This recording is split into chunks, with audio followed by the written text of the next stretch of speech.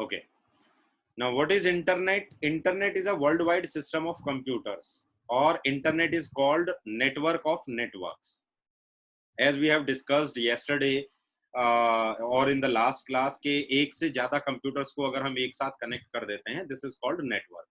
और अगर हम बहुत सारे नेटवर्क्स को एक साथ कनेक्ट करके यूज करते हैं, this is called internet. Now what we can say, internet is a collection of two or more computers which is used to exchange information. Right, ये हो गया नेटवर्क. नाउ इंटरनेट क्या है? Internet is a collection of more than one networks. ठीक है. जो internet term है, it is derived from two words, one is interconnection and second one is network. Right, दो वर्ड्स का कॉम्बिनेशन होता है ये, इसलिए हम इसको इंटरकनेक्शन ऑफ डिफरेंट नेटवर्क्स भी कहते हैं. व्हाट वी से, it is called interconnection of different networks. Now next,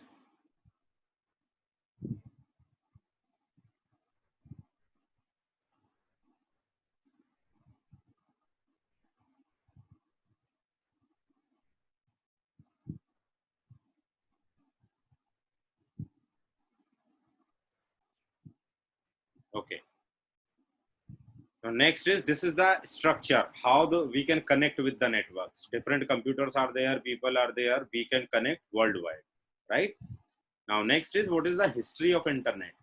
जो सबसे पहले नेटवर्क बनाया गया था, that network was ARPANET. It is designed और डेवलप्ड इन 1969 बाय यूनाइटेड और sponsored by United states department of defence. Department of defence, United state के department of defence ने सबसे पहला नेटवर्क डिजाइन किया था, and that was ARPANET, advance research projects agency network. और इसको हमने यूज किया था for connecting computers in different universities. Right. Now in mid 80s NSF नाम से दूसरा नेटवर्क बनाया गया. That network is national science foundation network.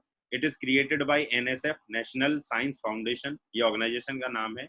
Why it is created? It is created because it is more capable than ARPANET in terms of speed or something. ठीक है ना, it is more capable than ARPANET.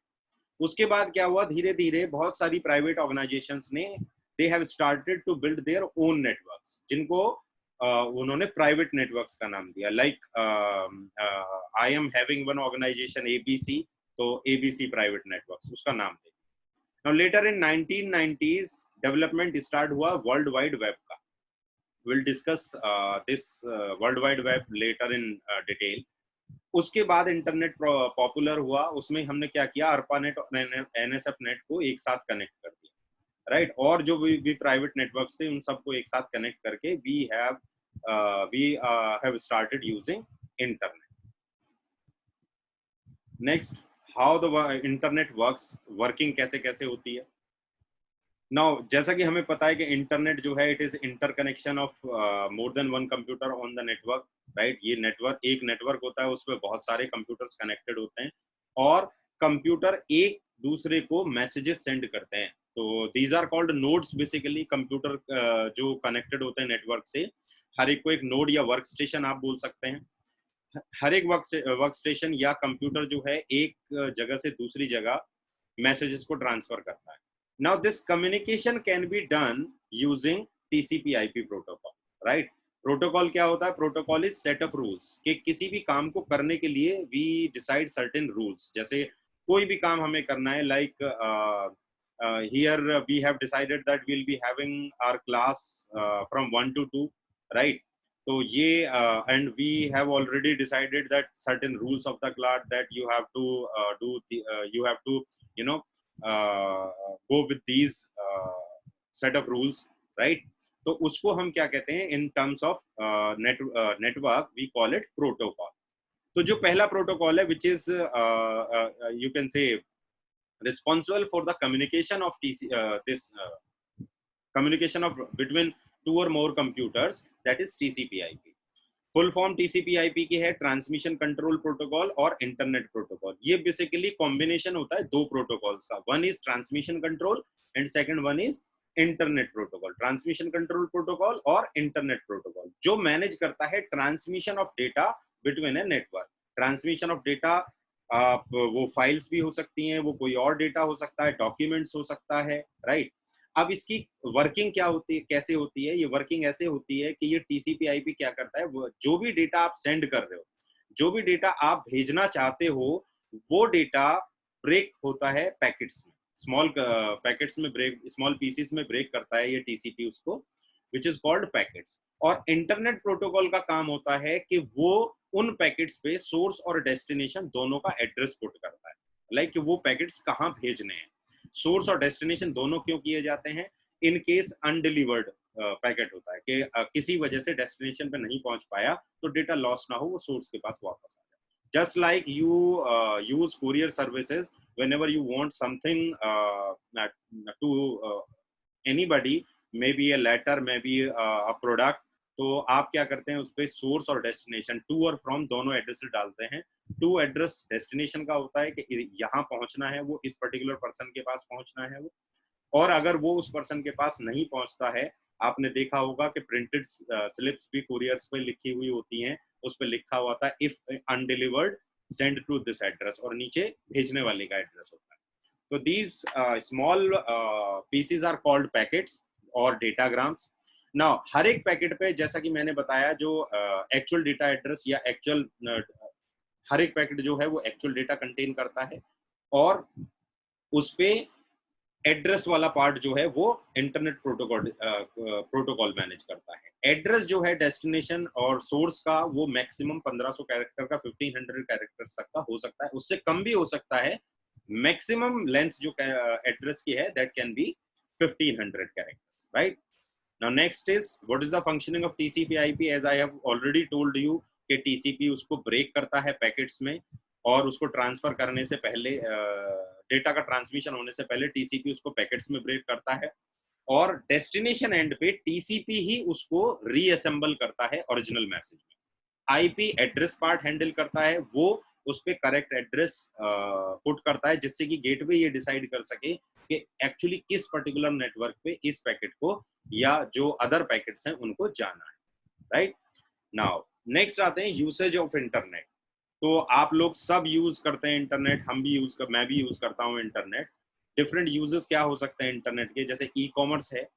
E commerce widely used platform है आज की date में, internet पे use करते हैं। तो हम ऑप्शंस करते हैं, बिडिंग करते हैं डिफरेंट डिफरेंट प्रोडक्ट्स की। OLX एक एग्जांपल है जिसपे आप लोग अपने प्रोडक्ट सेल करते हैं, और सेल करने के बाद में वो उस पे आप प्राइजेस डाल देते हैं जिसको खरीदना है। तो प्रोडक्ट हम बाई कर सकते हैं इंटरनेट से, यूजिंग ई कॉमर्स वेबसाइट हम अपने प्रोडक्ट्स को सेल भी कर सकते हैं। OLX का मैं एग्जांपल दे रहा था। OLX पे कोई अपना प्रोडक्ट सेल करने के लिए डालता है, पुराने सामान लोग बेचते हैं, उन पे लोग बिड कर देते हैं कि मैं इतने में खरीद सकता हूँ, मैं इतने में खरीद सकता हूँ। जिसका सेलर को ठीक लगता है, सेलर उससे कम्युनिकेट करता है, and by which the product can be sold. दूसरा आता है रिसर्च। रिसर्च जो है, जनरली रिसर्च में क्या होता है कि लोग किसी पर्टिकुलर टॉपिक पे या किसी प्रोडक्ट पे या अलग अलग चीजों पे, एनवायरनमेंट पे रिसर्च करते हैं, और वो अपना रिसर्च वर्क लिखते हैं, ठीक है ना?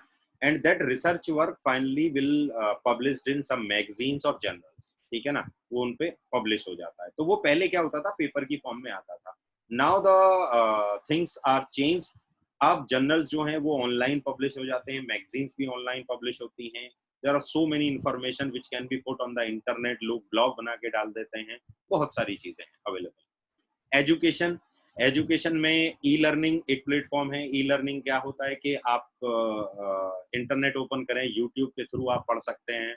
बहुत सारे वेबसाइट्स ऐसी हैं जिन पे कंटेंट अवेलेबल है, आप उन कंटेंट्स को पढ़ सकते हैं। दूसरा डिस्टेंस लर्निंग ये प्रोवाइड कराते हैं। लाइक डिस्टेंस लर्निंग, आपने कोई ऑर्गेनाइजेशन ज्वाइन कर ली जो डिस्टेंस लर्निंग कोर्सेज प्रोवाइड कराती है, सम ट्यूटर्स आर देयर, वो आपको ऑनलाइन पढ़ाते हैं, ठीक है ना? तो इस तरीके से हम इंटरनेट के थ्रू एजुकेशन भी ले सकते हैं। नेक्स्ट आता है ई गवर्नेंस। ई गवर्नेंस में online filling of applications, like बहुत सारे फॉर्म्स जो होते हैं वो आप ऑनलाइन रजिस्ट्रेशन अपना कर सकते हो उन पे, ठीक है? पहले क्या होता था कि you have to purchase that form from outside, maybe shops पे भी मिलता था, बैंक्स में मिलते थे फॉर्म। आप अपना इनकम टैक्स ऑनलाइन फिल कर सकते हो, सेल्स टैक्स ऑनलाइन फिल कर सकते हो, रिटर्न्स उनकी भर सकते हो, ठीक है ना? This is what e governance, government related works. Now E reservation. पहले हम टिकट विंडो पे जाके हमें रिजर्वेशन कराना होता था पुराने टाइम में, बट अभी क्या है, IRCTC के थ्रू आप ट्रेन के रिजर्वेशन कर सकते हो। There are so many websites available जिनसे आप प्लेन्स के टिकट बुक कर सकते हो, ठीक है ना। आप मूवीज के ऑनलाइन टिकट बुकिंग कर सकते हो। दूसरा, अगर आपको पता चलता है कि कोई अच्छा सेमिनार कंडक्ट होने जा रहा है या कोई और शो होने जा रहा है, उनकी टिकट्स भी ऑनलाइन बुक आप कर सकते हैं। नेक्स्ट एडवांटेज या यूज आता है उसका ऑनलाइन पेमेंट। ऑनलाइन पेमेंट आप क्रेडिट और डेबिट कार्ड के थ्रू कर सकते हो, नेट बैंकिंग के थ्रू कर सकते हो। आज की डेट में there are so many options available. Google Pay है, फोन पे है, पेटीएम है, ठीक है ना। बहुत सारे तरीके हैं। These all are mode of online payments basically, right. Now video conferencing, जैसे वीडियो कॉन्फ्रेंसिंग अभी we are doing this, we are I am communicating with you guys and you are communicating with me. So this is an example of video conferencing using internet. हम video conference कर सकते हैं। जो long distance पे लोग बैठे हुए हैं उनके साथ हम फेस टू फेस कम्युनिकेशन कर सकते हैं। We can exchange our views in terms of files, musics and folders, right? Social networking websites, Facebook, Twitter, LinkedIn, and ये प्रोफेशनल नेटवर्क होता है लिंक्डइन जो है। और आप इंस्टाग्राम है, सो मेनी वेबसाइट्स आते हैं, आप लोग यूज भी करते होंगे और मैं भी यूज करता हूँ। तो उसके थ्रू आप बहुत सारे लोगों से कनेक्ट हो सकते हो, अपने व्यूज लोगों तक पहुंचा सकते हो, ठीक है ना। You can share your memories also, right. Entertainment एक यूज है इंटरनेट का। आप म्यूजिक सुन सकते हो, ऑनलाइन वीडियोस देख सकते हो, ऑनलाइन गेम्स खेल सकते हो, right? These are the uses of internet. Now we move to advantages of internet. तो इंटरनेट के एडवांटेजेस क्या क्या हो सकते हैं एज पर द यूज जो हमने किया है। जैसे एक यूज इंटरनेट का है, रिसर्च में हेल्पफुल होता है। तो it reduces the research time basically. How? Research करने का पहले क्या तरीका होगा, मान लो आपको किसी पर्टिकुलर टॉपिक पे इन्वायरमेंट से रिलेटेड या किसी भी प्रोडक्ट से रिलेटेड रिसर्च करनी है, तो आप क्या करोगे, लाइब्रेरी जाओगे, you will find certain books related to that, और उन सारी चीजों को आप देख के तब आप अपनी रिसर्च को आगे मूव करोगे। But now it is that all the information is available on the internet. आप इंटरनेट ओपन करो, आपको उस पर्टिकुलर आइटम से रिलेटेड कोई ना कोई इंफॉर्मेशन इंटरनेट पे मिल जाएगी। अब जो एग्जिस्टिंग इंफॉर्मेशन है, उस पर्टिकुलर इंफॉर्मेशन से आगे आप अपना काम स्टार्ट कर सकते हो। It another advantage is it allow you to easily communicate with other people. There are so many mediums are available, like WhatsApp है, आप instant messaging कर सकते हो, and you can call to anybody using internet, right?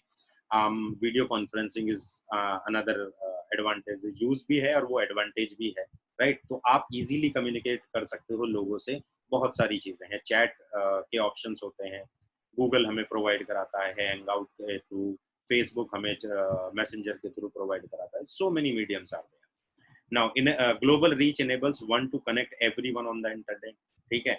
मैं अगर कुछ लोगों से, अ ग्रुप ऑफ पीपल या एक दो लोगों से कनेक्ट करना चाहता हूँ, तो इट अलाउ अस, वो चाहे बंदा अमेरिका में हो, चाहे ऑस्ट्रेलिया में हो, चाहे चाइना में हो या इंडिया की किसी सिटी में हो, I can connect with them easily, right. अगर हम अपने डॉक्यूमेंट्स या जर्नल्स, मैगजीन्स जो है ऑनलाइन पब्लिश करते हैं, तो उससे ये फायदा होता है कि हम वी कैन सेव पेपर्स, और अगर हम पेपर सेव कर रहे हैं तो automatically we are saving trees, because papers can be made with the trees, right. valuable resource for companies to advertise and conduct business. So many companies are there, those who are doing their businesses online, like e-commerce, जितने भी portals हैं वो सारे के सारे अपना जो business है वो ऑनलाइन करते हैं। दूसरा, बहुत सारी कंपनीज ऐसी हैं जो अपने प्रोडक्ट्स के ऐड जो है वो ऑनलाइन देती हैं। लाइक आप यूट्यूब यूज करते हैं, यूट्यूब पे वीडियोस आते हैं, उन वीडियोस पे आप देखते होंगे कि बहुत सारी प्रोडक्ट्स के एड्स आते हैं, right. So this is how we can use internet for this advertisement and business conduct. Now what are the disadvantage of internet? Disadvantage होते हैं जैसे आप ऑनलाइन पेमेंट करते हो, तो ऑनलाइन पेमेंट के केस में क्रेडिट और डेबिट कार्ड की इंफॉर्मेशन या डिटेल्स जो है वो अगर लीक हो जाती है, it can harm in terms of this fund theft. उसके बाद में सो मेनी वेबसाइट्स आर देयर, कुछ मटेरियल ऐसा होता है जो अनसुटेबल या अनडिजायरेबल है कुछ लोगों के लिए, या बच्चों के लिए वो प्रॉब्लम कर सकता है, ठीक है ना। many things are available on the internet which can be used by terrorists also, right? Like making bombs and all, right? और ऐसी इंफॉर्मेशन जो किसी पर्टिकुलर ऑर्गेनाइजेशन के बारे में बताए जो कि टेररिस्ट ऑर्गेनाइजेशन को नहीं पता चलनी चाहिए. दूसरा, it is a major source of computer virus. How? देखिए, जब आप एक पर्टिकुलर लिमिटेड दायरे में रहते हैं तो वायरस होने के जो चांसेस हैं वो कम रहते हैं. Like now days corona virus is affecting all over the world.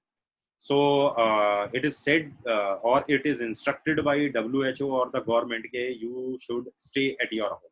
Why? Because अगर आप बहुत ज्यादा बाहर निकलेंगे, जितने ज्यादा लोगों के संपर्क में आएंगे, उतना ही आपको इन्फेक्शन होने का चांसेस बढ़ेगा. तो ऐसे ही अगर आप सिंगल कंप्यूटर यूज कर रहे हैं, वो किसी और कंप्यूटर या इंटरनेट से कनेक्टेड नहीं है, तो उसमें वायरस के चांसेस कम आते हैं. बट अगर आपका कंप्यूटर इंटरनेट से कनेक्टेड है तो इनडायरेक्टली वो ग्लोबली कनेक्टेड है, एनीवन कैन एक्सेस और हैक दिस कंप्यूटर, तो उस केस में वायरसेस के चांसेस भी ज्यादा हो जाते हैं, राइट? कई बार ऐसा होता है कि आप किसी पर्टिकुलर वेबसाइट या मेल को एक्सेस करते हैं और उसको एक्सेस करने के चक्कर में आपके पास वायरसेस आ जाता है, राइट? नेक्स्ट आता है, message sent across the internet can be easily intercepted and are open to abuse by others. अगर मैसेजेस आप अक्रॉस द इंटरनेट भेज रहे हो तो वो इंटरसेप्ट किया जा सकता है. मतलब वो मैसेज अगर किसी और को मिलता है, it can be converted into original message easily, और वो आपके अगेंस्ट यूज किया जा सकता है. सेकंड थिंग, नेक्स्ट जो disadvantage, it is difficult to check the accuracy of information available on the internet. Like आज की डेट में बहुत सारी इंफॉर्मेशन ऐसी है जो सोशल मीडिया से हमें मिल जाती है. सोशल मीडिया से जो इंफॉर्मेशन हमें मिलती है उसकी एक्यूरेसी कितनी है, उसकी ऑथेंटिसिटी कितनी है, ये चेक करना इट इज क्वाइट डिफिकल्ट. तो वो हम चेक नहीं कर पाते हैं, राइट? तो दीज आर व्हाट दैट्स